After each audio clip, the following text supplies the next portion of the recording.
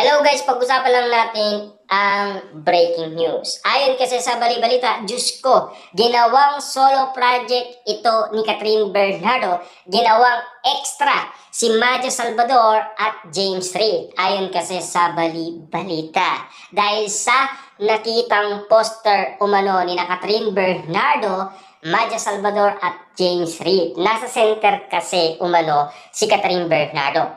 Siya yung nasa gitna at malaking malaki. Si Maja at James napakaliit daw na parang daga ayon sa bulong-bulungan.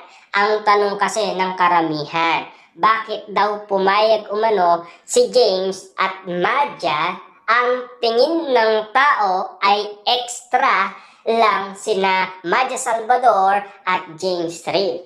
Pero kahit daw extra lang si Maja Salvador, kaya niyang magbitbit ng iba't ibang artista dahil sa galing nito sa pag-acting. Lahat kasi ng mga karakter na ginawa niya na ay nasaksihan na ng iba't ibang mga netizens. Kaya nasasabi nila na siya ang magbibitbit or magdadala sa nasabing bagong teleserye ni Catherine Bernardo kasama si James Reid. Pinag-uusapan nga naman tila si James Reid ay extra lang. Kaya nga naman kasi nagsalita umano si Catherine Bernardo na parang tahimik lang si James.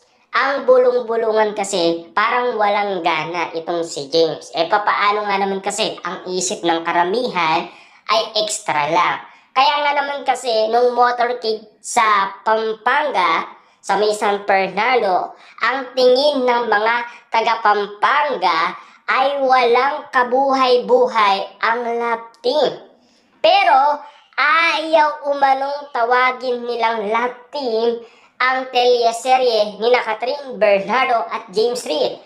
Parang solo project lang ni Catherine Bernardo ang nasabing bagong teleserye ni Catherine Bernardo.